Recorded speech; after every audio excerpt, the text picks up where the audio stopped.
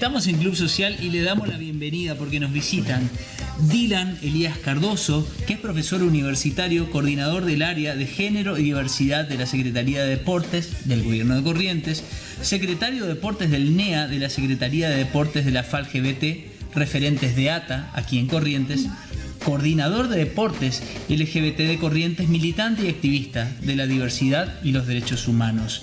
Le damos la bienvenida también a Alesia Ramos, que es enfermera del Hospital de Salud Mental, y vamos a hablar un poco del cupo trans, ¿no es cierto?, el cupo laboral trans, y también a Solange Ayala, que es tallerista del área de salud y en la diversidad sexual del Ministerio de Salud, estudiante de abogacía. Yo no me quiero perder de todos los títulos, ¿no es cierto?, parte de la coordinación del área de salud de la diversidad sexual. Y les damos la bienvenida. Gracias por acompañarnos. ¿Cómo están?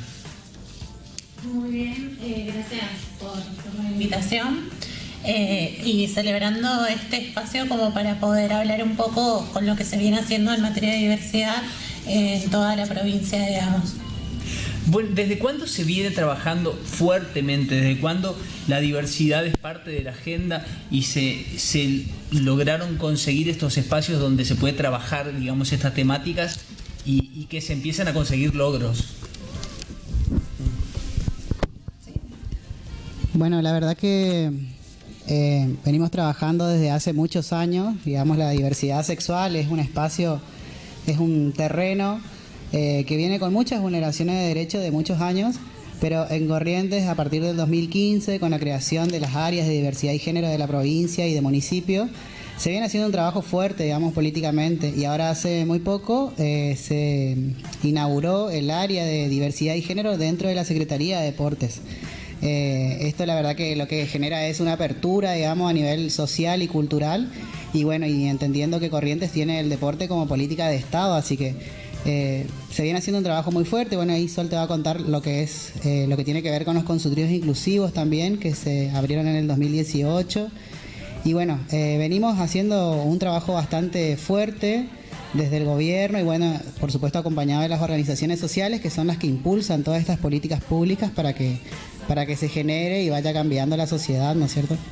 Y contame una cosa, Dylan, y gracias por acompañarnos. Antes del 2015, ¿qué era? ¿Chocar contra puertas? ¿Cuáles eran los espacios? Porque desde 2015 se empezó a construir, pero también se empezó, como vos bien decís, a revelar, digamos, todo un área, todo un gran colectivo, ¿no es cierto?, que hasta ese momento, e inclusive al día de hoy, tiene que seguir chocando muchas veces contra muchas barreras, ¿no? Que no era visibilizado, claro, ¿no? Que era prácticamente ocultado. Claro. Claro, en tiempos anteriores, históricamente, ¿no es cierto?, la diversidad fue un sector vulnerado, negado de sus derechos, discriminado, invisibilizado. Y bueno, esta lucha arranca en el año 60, justamente ahora el 28 de junio se celebra el Día Internacional del Orgullo, y esto tiene que ver, a partir de ese año se vienen haciendo distintas movilizaciones a nivel mundial, donde las organizaciones salen a pelear, ¿no es cierto?, por su derecho. No es que de un momento a otro, digamos, se generan las áreas, sino que se viene haciendo un trabajo fuerte, y bueno, en Corrientes también no estaba exento, digamos, de eso, y la verdad que se hizo un trabajo muy fuerte para ir consiguiendo aún así las áreas y también programas. Por ejemplo, tenemos un programa que se llama Somos Parte, que depende del Tecodepotí, y bueno, este programa, por ejemplo, también lo que hizo fue reunir a las personas, empoderarlas. Las personas empezaban a hacer distintas actividades en sus barrios, se fue dividiendo, tienen también sus referentes, y bueno, y después se fueron creando las áreas, ¿no es cierto? En Corrientes, más allá de que sea una provincia muy conservadora, la diversidad viene haciendo un trabajo fuerte para combatir esto. Pero por supuesto que sigue, ¿no es cierto? Tenemos que seguir en lucha porque existen barreras en algunos sectores. ¿Cuáles son los espacios que representan ese conservadurismo? Porque, a ver, a nivel institucional, como vos bien decís, ya se empezaron a crear departamentos, a desarrollar políticas, pero ¿dónde se siente esto de que Corrientes es una provincia conservadora? Y a veces ocurre, por ejemplo, en la educación, cuando se niegan a respetar la identidad, tenemos que asistir, ¿no es cierto?, desde las distintas áreas del gobierno y también a veces los referentes de las organizaciones. suele ocurrir ya menos, en menor medida, en la cuestión de salud también. En cada espacio siempre encontramos un obstáculo, pero bueno, es ahí donde vamos con nuestras leyes, que por suerte Argentina es pionera y vanguardista en leyes sobre diversidad sexual. Fíjate que tenemos la ley de identidad de género del 2012, el matrimonio igualitario del 2010. Bueno, este año salieron, ¿no es cierto?, tenemos ya media sanción del cupo laboral, y también desde el año 2019 el decreto 721, que es el decreto donde genera un cupo laboral dentro de la Administración Pública Nacional. Y bueno, y todo esto que sale a nivel nacional, después, ¿no es cierto?, continúa la lucha en las provincias para que se implementen. Bueno, la legislatura acá no avanzó nada con ustedes en eso, ¿no? Les prometieron varias veces, recuerdo un par de veces de diputados, y finalmente no avanzó en eso lo del cupo.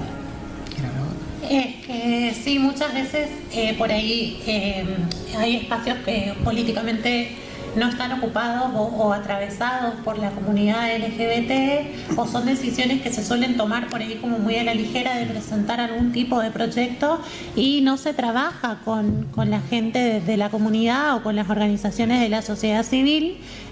Y el ejemplo de por ahí tener éxito en algunas políticas públicas fue lo que pasó con deportes, que Dylan empezó a hacerlo y a armarlo desde cero, y empezó a trabajar en conjunto con la Subsecretaría de Deportes, y después fue incluido dentro para poder él gestar las políticas públicas y que lleguen a la población, porque somos nosotros los que estamos por ahí trabajando en territorio.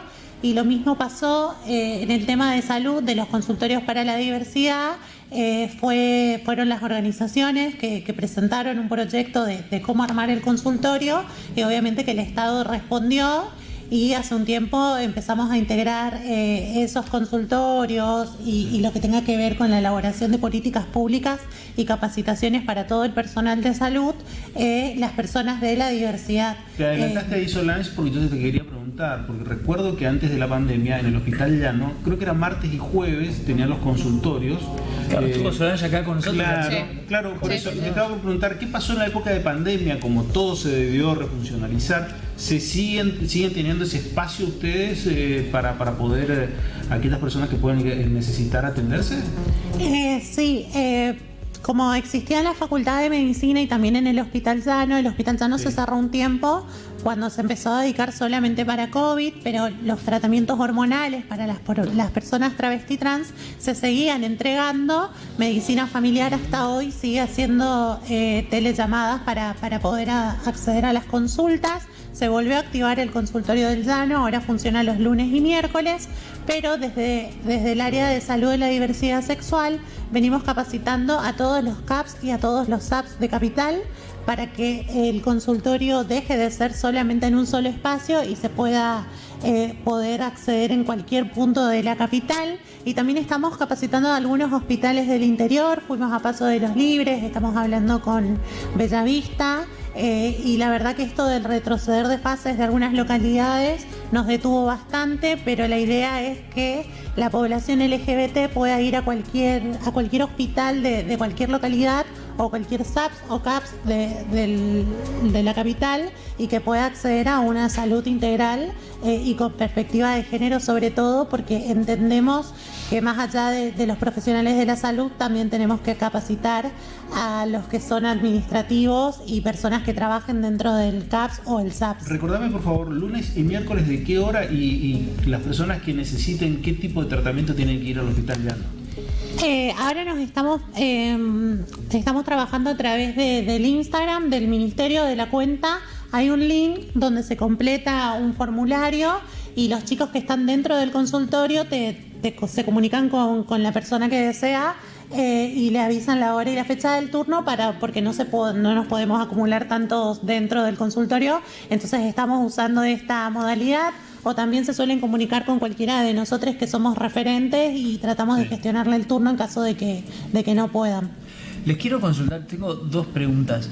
La primera tiene que ver con este diagnóstico, digamos, territorial, que bien lo mencionan ustedes, ¿no? La importancia de que ustedes pueden intervenir en el diagrama de proyectos, en el diagrama de leyes, por supuesto, porque ustedes tienen el pulso, digamos, del colectivo, ¿no? Y en esos términos le quería consultar si ustedes tienen un diagnóstico y si tienen algún relevamiento de toda la provincia, de cuántos integran actualmente en la provincia este colectivo.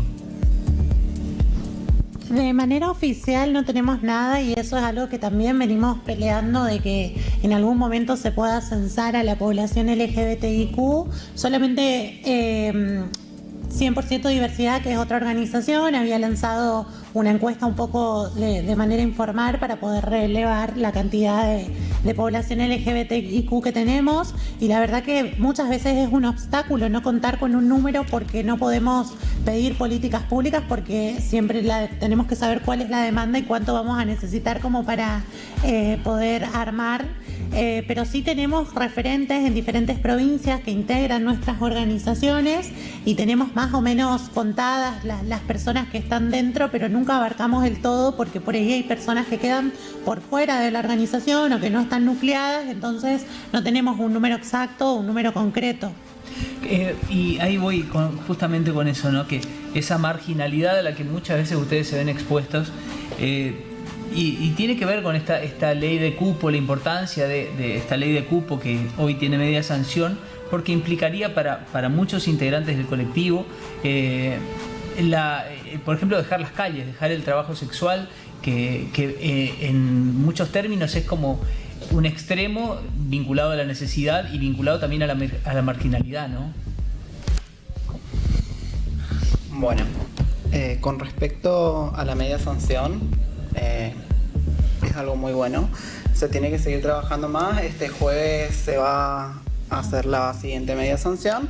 Dentro del colectivo LGBTIQ hay muchas chicas capacitadas, y las que no están capacitadas se las puede capacitar y incluir en cualquier área. Se sufre mucha discriminación al querer ingresar a un trabajo o al querer ser partícipe de una institución.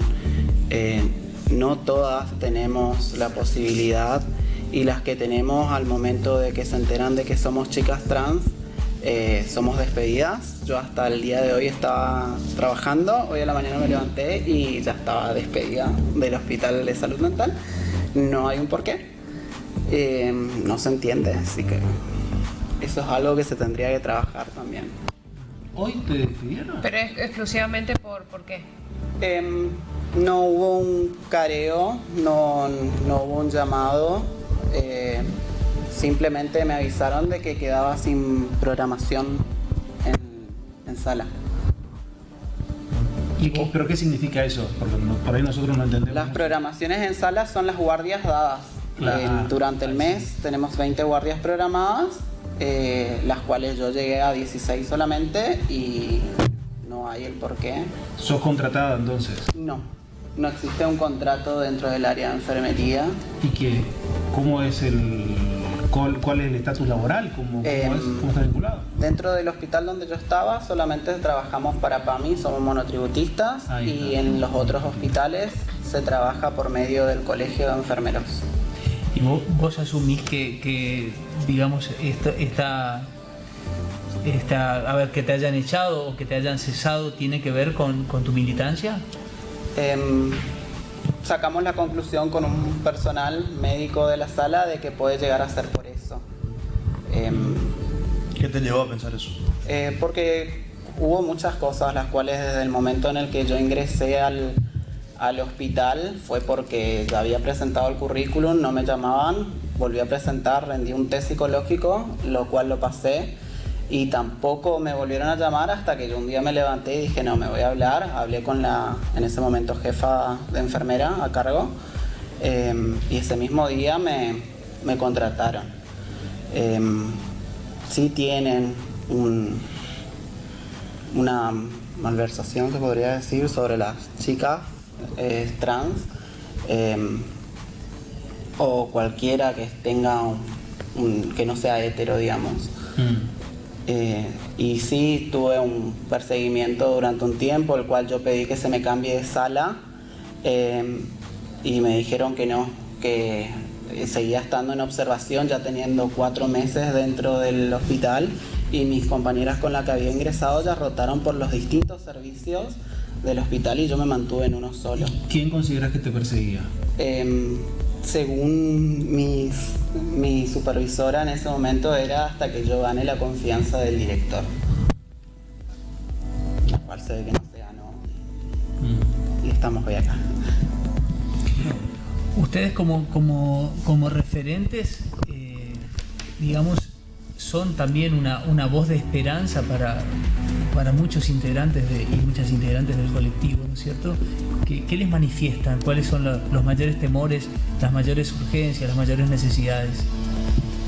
Bueno, lo que más menciona en nuestra población siempre es la cuestión del trabajo, ¿no es cierto? Por eso todo proyecto que se presente es una esperanza para nuestro colectivo, porque así como contaba Alesia, digamos, el trabajo es algo a lo que cuesta mucho acceder a todas las personas de la diversidad y sobre todo a las personas trans, digamos.